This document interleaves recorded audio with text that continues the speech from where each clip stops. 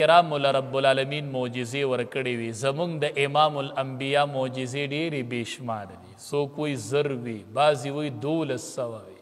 ډېرې معجزې د امام الانبیا وي او ډېرې ناشنا ناشنا معجزې حدیث مبارک کې راځي د خیبر یوه زنانه وه د خیبر یهودنه وه هغې امام الانبیا ته د کچه غوښه وه او په هغې کې ورته یو بیزه چیلی حلاله کړه او هغې غوښه کې ورته زخر میله وکړل پخ کړې غوښه امام الانبیا له راولېږله رسول الله صلی الله علیه وسلم چې نوڼی واغستله بعضو خوړلې او بعضو نه نبی علیه السلام ورته وی بس نور خوراک مه کوئ دې غوښه کې زخر دی نبی کریم صلی الله علیه وسلم هغه زنانه راوغوښتله ورته وایي تا په دې نوڼۍ کې زهر میلاو کړي دي وی آو نبی علیه السلام ته فرمایي وی تا ته چا ووی وی تا ته چا ووی نبی علیه السلام ورته وی اخبرتني هذه فی یدي نبی علیه السلام ته هغه بیبي وی تا ته چا ووی چې دې کې زخر دی وی اخبرتني هذه فی یدي وی زما د لاس کې چې کومه غوښه ده ما ته دي ووی دې راته ووی زه پیغمبر نه یم اخبرتني هذه فی یدي زما د لاس کې چې دي دې ما ته ووی چې دې کې زخر دی وی ولې دې داسې کول هغه ورته وی ما وی زخر مې درته میلاو کړل ما وی چې که په دروغه دې د نبوت دعوه کړي خو موږ به درنه خلاص او که په حقه پیغمبر نو تا ته بیا زخر څه نشي ویلی نو دا د رسول الله صلی الله علیه وسلم معجزه ده صلح حدیبیې په موقع باندې د امام الانبیا سره 1400 صحابه دي حدیبیه دا د یو کوی نوم دی صلح حدیبیه چې پې مشهوره شوله صحابه کرام لاړل د هغې کوی نه اوبه راوخېجولې چې اوبه یې ترېنه راوخېجولې نو هغې کې اوبه ختمې شوې 1400 صحابه دي هغې ته د اوبو ضرورت دی امام الانبیا ته خبره راورسېدله نبی کریم صلی الله علیه وسلم راغی ورته وی ماله لږې اوبه راوړئ لوښي کې اودسې وکړو د هغې نه یې څه اوبه خوله کې واچولې او څه کلمات او دعای ووي او اقه اوبه یې هغې کویي ته ورتو کړلې علما وایي 1400 صحابه چې هلته دیرو ټول ضروریات به بیا د هغې کویي د اوبو نه پوره کېدل دا د رسول الله صلی الله علیه وسلم معجزه وه داسې انبیاء کرامو ته رب العالمین داسې معجزې ورکوي ابو طلحه رضی الله تعالی عنه دا یو صحابي دی ام سلیم دا د ده بیبي وه د دې بچی و انس خو دا انس د ابو طلحه بچی نه و دا انس چې و دی پرکټی و نه ابو طلحه رضی الله تعالی عنه راغی کور وای خپلی بیبی ته ام سلیم ته وی ابو طلحه رضی الله تعالی عنه وی ما نن د رسول الله مبارک صلی الله علیه وسلم په مخ کې اثرات ولیدل د لوږې ما محسوسه کړه چې امام الانبیا نن وږی دی نو څه انتظام شته کور چې روټۍ دعوت ورته ورکو هغه ورته وي او څه شته دی څه د وربشو روټۍ ده وی صحیح ده دا ام سلیم ډیره هوښیاره زنانه وه انس رضی الله تعالی عنه یې لیږو چې نبی علیه السلام له دعوت ورکړي چې روټۍ له مونږ کره راشي نو هغه ډوډۍ یې راواغستله د وربشو هغه معمولي ټوټې هغه یې ورله د لوپټې په پیسکه کې وتړلې او نوره لوپټۍ ورله په سر واچوله هغه څادر هغه یې ورله په پیسکه کې تړلې وي اوس ورشه د نبی علیه السلام خواله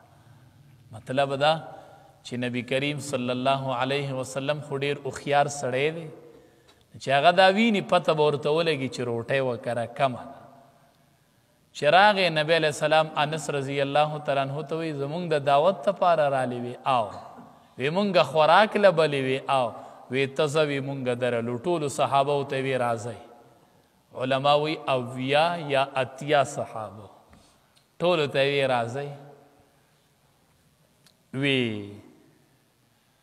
چې کله انس رضی الله تعالی عنہ کور ته راغی ابو طلحه رضی الله تعالی عنہ ته ووی وی امام الانبیاء صلی الله علیه وسلم سره د خپل صحابه کرام را روان دي. ابو طلحه رضی الله تعالی عنہ چې بار ته وته صحابه اولیدل،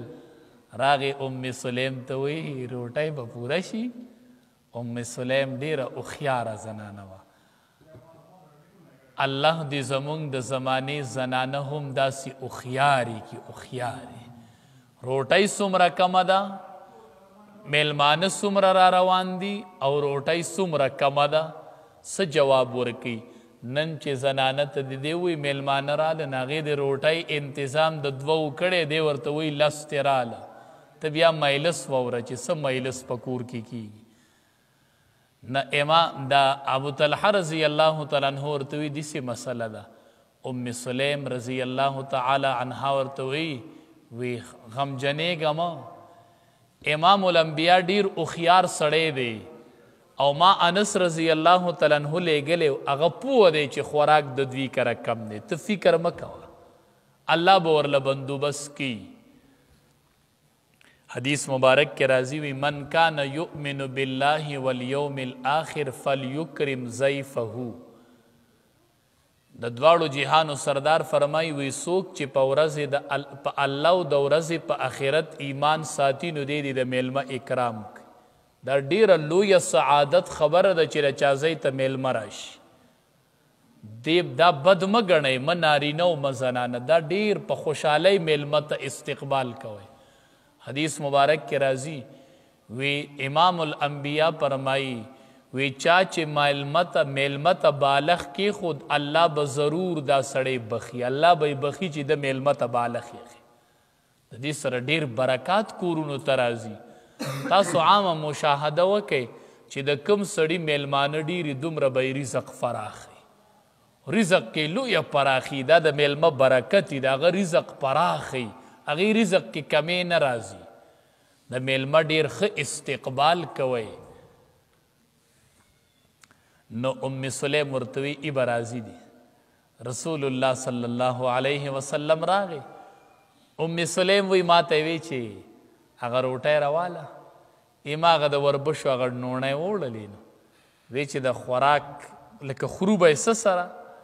وی ما د سالن په توګه مونږ کره لږ غوړي وي هغه مې پیش کړل چې دا دي. وی د دواړو جهانو سردار امام الانبیاء حضرت محمد مصطفیٰ صلی الله علیه وسلم هغه ډوډۍ ماته کړله، په خپلو لاسو باندې هغې غوړو کې ماته کړله. چې ماته یې کړله بیا یې چې څه وي هغه یې پې ووي. وی موږ ته یې وی چې ورشئ لسو صحابه کرامو ته غږ کوئ چې راشي. وی لس تنه رالل ډوډۍ وخوړله. وی چې دا لس رسخت کوي. هغه لس رسخت شو، وی چې لس نور راولی. وی لس نور رالل ډوډۍ ترې وخوړله. هغه رسخت شو، وی لس نور راولی. په دې طریقه باندې وی اویا یا اتیا صحابه کرامو ډوډۍ وخوړله او کور والا وی مونږ ته ترې پاتې شوه، مونږ ترې مو خوړه او بیا ترې هم ډوډۍ پاتې شوله. نو دا معجزه وه د امام الانبیاء حضرت محمد مصطفیٰ صلی الله علیه وسلم. نو ده ورته وی صالح علیه السلام ورته وی هذه ناقة الله، دا وخه د الله ده، دا د الله وخه ده. نو دی اوخې د الله ته دې ته د الله وخه ولې وی چې دا اوخه د الله ده؟ علما